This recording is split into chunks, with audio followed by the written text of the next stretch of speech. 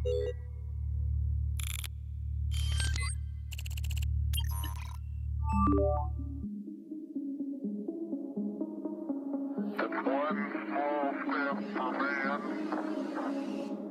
you know about rolling down in the deep? When your brain goes numb, you can call a man a freeze. When these people talk too much, put that shit in slow motion. Yeah, I feel like an astronaut in the ocean. What you know about rolling down in the deep? When your brain goes numb, you can call a man a freeze. When these people talk too much, put that shit in slow motion. Yeah, I feel like an astronaut. She says that I'm cool. I'm like, yeah, that's true. I believe in G.O.D. Don't believe in P.H.O.D. She keep playing me down. I'ma play her for fun. Don't really know my mental. Let me give you. Hi, this is John Cullen. Welcome to another episode of Hypothetically Speaking. We're at episode number 5 in a series we're calling Web of Deception. And I'm joined again in this episode by Jason Goodman. Jason, thanks for joining me and helping us figure out this crazy web of deception. The last 4 episodes have been wild. The last one we were talking about Port of Charleston, and the goings on there. And I guess it was after the show, and you said to me, "Do you know who this Dennis Montgomery guy is?" And I said, "I have no idea who he is. Never heard of him in my life." That surprised me. Wouldn't know him if he stepped on my foot. Wouldn't know the guy. And in fact, until I saw the thumbnail for tonight's show, I never even saw the guy. Wouldn't have known who this is. I have no idea who Dennis Montgomery is. I have no idea who Mary Fanning is, other than I remember you mentioning her in the same sentence as the Ginger Frankenstein, but that's later in the story. Right. That's way later in the timeline, so he doesn't factor in yet. So I'm really interested in this, and then there's this story about some Christmas tree bombing in Portland, Oregon, but again, I know nothing about that. So assuming that most of the audience doesn't know the story, and how we get to these characters in this story from where we last left off with this Charleston thing. Yeah. Maybe you can, help us connect the dots here. And I noticed it in the thumbnail, we got a map, and I love maps. So I got excited when I saw that. So I'm going to flip it to you, and maybe you can tell us, what that's all about, and how do we go from the Port of Charleston to this Dennis Montgomery and Mary Fanning characters, and what happened with the Christmas trees? How the hell does that factor in here? Well, the first thing I got to say, John, is that we've got a little bit of a happy accident tonight in that, you and I were talking about what this next episode should be about, and we sort of conflated 2 episodes. In fact, any of these subjects could be not only its own episode, but its own mini-series and full investigation. And frankly, we could keep going with this and do that, but I think it is a good idea to have them all in this initial episode and introduce everyone, because I say it's a happy accident because these things are definitely related. So let's start with the Portland Christmas tree bomber, because like you, I never heard of this thing until George Webb started talking about it. And I mean, we probably have discussed this, but the way that I first encountered George Webb is I just, my 3D business had basically 3D stopped, and there was no 3D work, and I had knee surgery, and I had gotten divorced, and I was just sort of like had no job and hanging around near home and rehabbing my knee, and got into making YouTube videos. And George came into the YouTube timeline, which if you think about it, John, if you wanted to disrupt the Vegas shooting and see who's on YouTube talking about it, you could just start making videos about the Vegas shooting, maybe if you're Charlton or Mike Turber, and I'm not saying anything bad about those guys, I'm just saying there's a way to tickle the algorithm to get other similar stuff to sort of come your way. So if George Webb were a honeypot, an intelligence operation like Lee Harvey Oswald standing out there in New Orleans in front of the International Trade Mart, handing out flyers saying, hey, who wants to come to a Cuban communist meeting? If Oswald was working for the FBI, they're interested in knowing who's coming to the meeting. So if the FBI sets up a YouTube channel to start talking about conspiracy theories, maybe that's George Webb. Because I have to tell you something. I put a lot of value into instinct because I think that human senses, we have a lot of them, and even some that we don't necessarily understand, or the interaction between all of them and that we don't fully understand. But when I first saw George on YouTube, first of all, you didn't see him. It was just, like I said, his crazy PowerPoint presentations, but it just seemed like he was FBI. I don't know, something about it. And so this Portland... Let me make a little footnote here, because in the last episode, so 2 episodes ago, one of the things that the artificial intelligence engine pointed out was that I found it odd that Trish the Dish mentioned the Port of Charleston bombing when you guys were in front of the Ecuadorian embassy dealing with one of the key guys at WikiLeaks, Craig Murray from WikiLeaks, who's one of the, I think he was the CIO or CTO of WikiLeaks. And the real okay, so chief operating officer. I mean, he's like the key guy. Yeah. And Julian's inside. The real story that's going on is about Seth Rich and the emails. And Trish brings up the Port of Charleston, and I found that odd. And the AI picked up on that. We looked at this Temi AI last time when you and I were together, and it figured that out. So the thing that I'm finding odd in last week's story was the part where George leaves with the car while you're packing up all your equipment. Next thing you know, he's halfway to Virginia, and you're like, what? Yeah. Dude, we're supposed to be...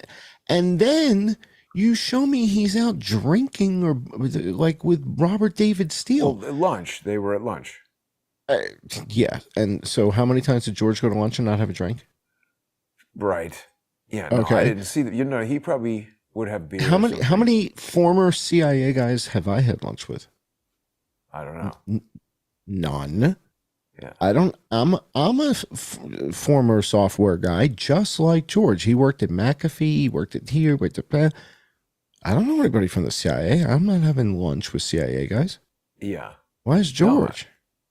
Well, that's the thing. I think the whole thing was a setup, And I mean, again, we're saying, oh, why didn't the FBI interview me if this whole thing came about from a video on my YouTube channel? I mean, the answer is obvious. If the FBI set this up and it failed, they're not going to come talk to me about it. They know what's going on, and they just sort of want the whole thing to go away. It's worse than that. Not only did the FBI not interview you, and your video is the one that is the video, they went to the jail in Bum Something, Ohio, before you got there with the $4,000 bail. They beat you there, talked to him, and got the hell out of Dodge before you showed up with $4,000. And I'm listening to this and going, are you kidding me? The FBI went and met him. He gets picked up for falling asleep in the car on the side of the road, and the FBI visits him in the jail before you can get there with the $4,000 bail money. This is mind-blowing to me, somebody who's hearing all this stuff for the first time. Yeah. Because this is like wild. It's a what? How the hell did the FBI get to Ding-a-ling, Ohio? How did they get Well, I imagine it would have been some local office in Ohio. So there's an important thing that we need to sort of lay out for people before we get into this, which is the JTTF. Do you know about that, John? Joint Terrorism Task Force? Yeah. Do you know what it is, though? Of course not. Yeah. So I didn't either, but it was something that, George talked about quite a lot. And it is basically like a system where the FBI puts together these cooperative groups with local law enforcement. This is the FBI webpage about it. So let's see what it says. The FBI Joint Terrorism Task Forces, or JTTFs, are our nation's front line of defense against terrorism, both international and domestic. They're groups of highly trained, locally based, passionately committed investigators, analysts, linguists, and specialists from dozens of U.S. law enforcement intelligence agencies. I mean, this is fancy language for saying what they do is they go to local police departments and they say, okay, we want you guys to join the FBI JTTF. And it's like, if you have a police department of 100 and 10 people go into the JTTF, they're essentially deputized by the FBI. And the thing that's interesting is, you know, I've said this before, I think that the reason the Robert David Steele lawsuit came about was because there were various loose ends having to do with the Port of Charleston failure.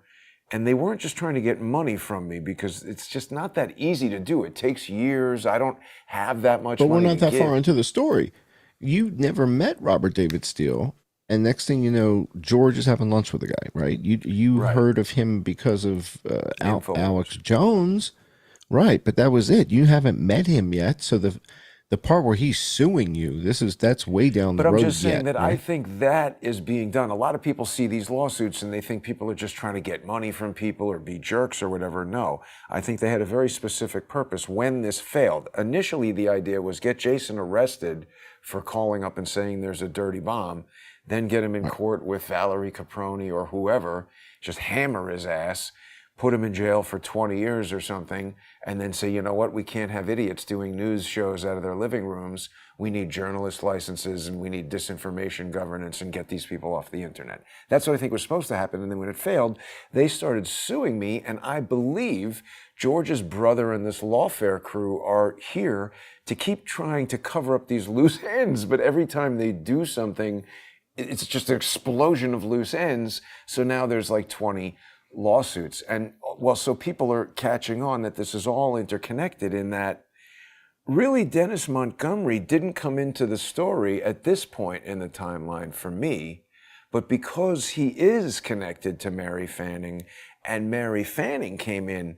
I didn't even really know. Mary Fanning came into the timeline here, but I barely had anything to do with her at that point. I didn't really start interacting with Mary Fanning until Kevin Shipp started getting, at odds with her over this hammer issue, which was all related to Dennis Montgomery. Now, you're rolling your head like that, but you remember who introduced me to Kevin Shipp? No. Joe Napoli. No. Joe Napoli. No. So where, when, how?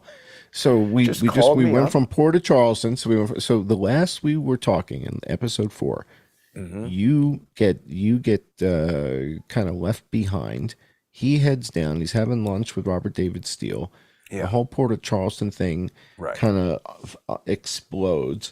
The Okie Marshall Richards guy is kind of tangential to the picture here, but there's no mention really. The tiny bit of information is that like Joe Napoli is like a viewer, and he's Joe the one who calls the FBI. He went to college with George. They're old friends from college, and he's a viewer. I never heard Miami this University in Ohio, where Bernardine Dorn me. also was. Yeah. Joe Napoli and George Webb went to college together. This is what I'm told. Dude. But anyway, sorry, let me stick with the timeline because I'm getting ahead of things. Okay. So Boston Christmas tree bomber. I never heard of it. Boston, Portland. Sorry. Yes, Portland. Portland, Not Boston. Portland. Yeah. Portland. Yeah. Forgive me. Yeah. Sometimes you speak and sometimes words just pop out that are a mistake. Portland Christmas tree bomber. I never heard of it, but I'm rehabbing my knee. My 3D company has failed. I'm watching YouTube. Here's George.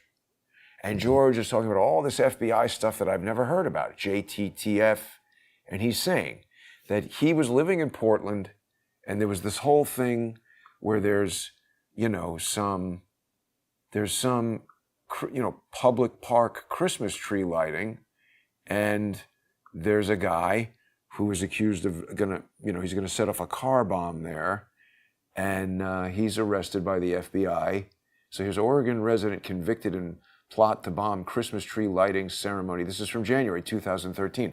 So after a 14-day trial, Mohammed Osman Mohammed, 21, a naturalized U.S. citizen from Somalia and resident of Corvallis, Oregon, was convicted today by the federal jury in the District of Oregon. So the story here is this guy is a young immigrant. He's like 19 or 18 or 19 when this whole thing is happening. And he's typical story. He's befriended by these undercover FBI people who say, hey, we're going to give you a job and we're going to give you a car and give you an apartment, and you think you're involved with something that is, turning into something different. And they introduce him to all these people who are, terrorist suspects or posing as terrorist suspects. And then they sort of radicalize him and convince him to set off the bomb or whatever. And as soon as he, hits the button, they're like, oh, you're arrested for plotting to bomb the tree. And it was the FBI doing it basically the whole time. And I didn't know about any of this, but George says that he was, this is it. This forced him to become a citizen journalist. And according to him, I've been looking for his sort of legacy reporting on this, and it's difficult to find. But I think he said that he was involved in a protest at City Hall and that something happened with Andrew McCabe. But all the videos that I've seen of the significant protest at City Hall related to this are like a bunch of people sort of charging in there, wanting to convince the city council to not go back into the Joint Terrorism Task Force. The Portland police, before this Christmas tree bomb thing happened, they said, hey, we don't like this FBI task force because they want us to do things that we say are against the law. They want us to spy on people and surveil people based on their political beliefs, based on their religious beliefs, and in violation of the Constitution, all these things that the FBI is now famous for doing. And so it was quite strange. I didn't know any of this, by the way, John, until like last week or 2 weeks ago. But, this is news articles from 2011. The government was pleading with the city to rejoin the terrorism task force. Can you see who that is? That's our pal Val. Caproni. Yeah. So in what role, what capacity was she at this time in this photo? She's not a district judge, is she? February 2011, I think, is right before she got kicked out of the FBI. We got to check when John Conyers was yelling at her, but I believe she's still the FBI general counsel. Let's see where they mention her here. So for those of you who FBI's are not top familiar, lawyer, yeah. All right, so there you go. So Valerie Caproni, at the time that this is happening, is the general counsel for the FBI. Right. Today, she's a judge. In which district? The Southern District? Southern District of New York against me. In how many cases have we seen She's her now? She's presided over 3 cases that I've been involved in, and here's the weird thing. In 2018, the first case I ever got involved in the Southern District of New York was Swigert v. Goodman. David George Swigert sued Jason Goodman for, actually that case started in South Carolina. And he was suing me for, his allegations of it being a dirty bomb hoax. And now this is George's brother.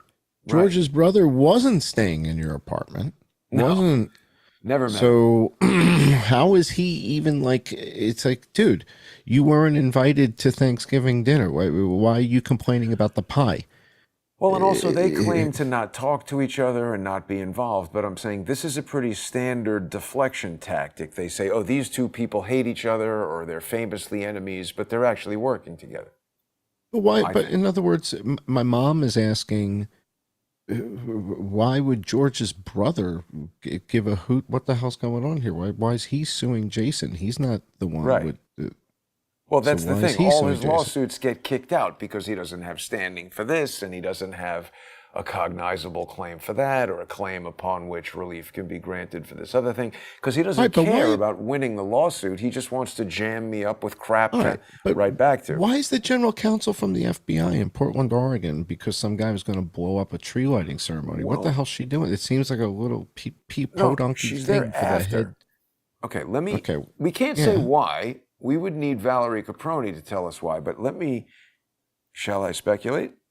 Give you my opinion? Well, you know what I'm saying? It's like, I'm saying from a guy who's just hearing the story for the first time, some Christmas tree lighting, some guy was starting a bomb it, they caught the guy, and he's a 20-something-year-old guy, and now Portland is saying, hey, that we don't really want to be in the Joint Terrorism Task Force, and the head lawyer from the FBI flies from Quantico all the way out to Portland. Do you know what a pain in the ass flight that is to fly out to Portland? Like, Portland is as far as you can get. It's Well, she like probably is an FBI really, plane. but even so, it's a royal pain in the, it's a 5-hour flight to get there, 5 hours back. I mean, it's a pain. Why is she going all the way to Portland? This is in Portland, right? This isn't in Washington. Yeah. She's in No, City Hall Portland. in Portland. What the hell's she doing there? This to me stands out. This is the thing that's leaping off the page of me. Why did she go to Portland? Why didn't she send one of her 250 to answer that staffers? question, because this was super important, to answer that question, you really have to study what the FBI has been doing since 9/11. And they basically decided, hey, you know what? We have like 17,000 agents, investigators, and field agents and stuff like that, like everybody working at the FBI. It's not a lot to police a nation of 300 million. So they decided that what they need to do is that they need to rely more on local law enforcement and strengthen these JTTFs. And you need to really think about the JTTF like the internet, okay? Or like a phone network. And if you want to be able to call anybody, you need that phone network to connect everywhere. You can't have the city of Portland not have telephones. And so think about this. When I went to Twitter, November 1st, 2022, the world did not yet know that the FBI had this unconstitutional, arguably totally illegal presence in Twitter. And they didn't want people to know. They didn't want people to know that they could control news stories and do Aspen Institute tabletop exercises a month before the news comes out and have the tabletop exercise be exactly what the news is going to be. And Twitter is such an important asset in this fifth generational warfare against the people of the United States of America and the rest of the world that they're, even right now with Elon Musk, doing everything they can to regain control over it or otherwise destroy it so that it can't fight against what they're trying to do. So when I'm standing outside Twitter, if you have your JTTF network, think about it like an internet of crime fighting, okay? If John Cullen has the internet at his house in Thailand, we can do a live stream show. If he doesn't, he's cut off from the network and we can't do anything. So if you've got a JTTF network that permeates the country into every local law enforcement place where you can have a car someplace in a matter of 2 minutes anywhere in the United States and America, and less in certain places, some person, a node on this network, maybe an asshole like George's brother, is watching the show and says, hey, Twitter network of law enforcement, scofflaw, whatever, Jason is standing outside Twitter right now, and he's going to tell Elon Musk that the FBI controls Twitter. Somebody choke him and get him out of there. Bing, you can do that, and you can rush him away. So I believe that Valerie Capron went all the way out there to Portland because they did not want any major municipality to not have its police force in the JTTF, because it would start to make other police forces think, oh, well, we don't need to be in the JTTF. So I allege, on information and belief, based on this evidence in the public domain and other things that I know from the public domain, like being in court with her and looking at her whole entire career, all the lying assholes that surround this and every other ridiculous story, and everything else that we're going to talk about when people join us right after this segment, John, on subscribestar.com/IamJohnCullen, patreon.com/IamJohnCullen, odyssey.com/@crowdsourcethetruth, crowdsourcethetruth.substack.com, and subscribestar.com/crowdsourcethetruth, and patreon.com/crowdsourcethetruth. We're going to talk about why and how I've come to believe that they set this up to frighten the people of Oregon into thinking that terrorism was a real problem in their town and that they needed the FBI Joint Terrorism Task Force in their police force, or more terrorism was going to happen. This And to predates do it, Michigan. they sacrificed this kid, Mohammed, in the same exact way that they planned to sacrifice me and stick me inside jail for what they want people to believe was a dirty bomb hoax that I created. But because they screwed it up by working with drunk idiots like George and straight out idiots like Joe Napoli, George's brother, all of these idiots, it got screwed up, and I've become the biggest fly in the FBI's ointment in the history of flies in ointments. That it's like, This anyway, is fascinating. We've hit our mark here, John. We've got to make our way to the next segment. All right. So for you guys who are keeping score here, this is where it starts to get deep, and this is what Jason means when he talks about leveling up.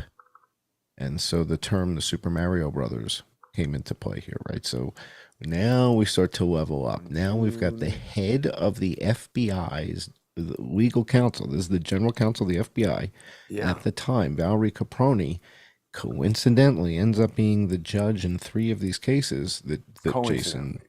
It's total coincidence, complete coincidence.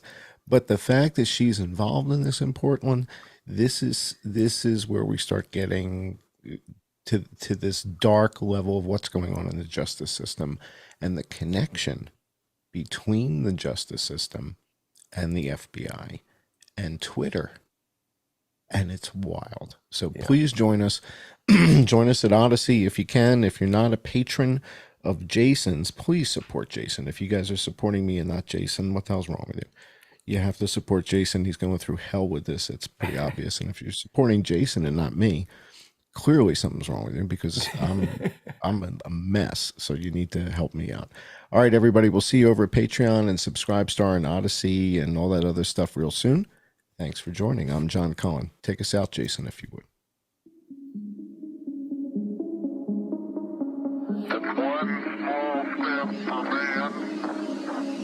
What you know about rolling down in the deep? When your brain goes numb, you can call a man a freeze. When these people talk too much, put that shit in slow motion. Yeah, I feel like an astronaut in the ocean. What you know about rolling down in the deep? When your brain goes numb, you can call a man a freeze. When these people talk too much, put that shit in slow motion. Yeah, I feel like an astronaut. She says that I'm cool. I'm like, yeah, that's true. I believe in G.O.D. Don't believe in T.H.O.D. She keep playing me down. I'ma play her for fun. Don't really know my mental. Let me give you the picture my stencil. Falling out in the drought. No flow rain was pouring down. See that pain was all around. See my mom was kinda loud. Didn't know which way to turn. Flow was cool, but I still felt burned. Energy up, people feel my surge. I'ma kill everything like this burn. What you know about rolling?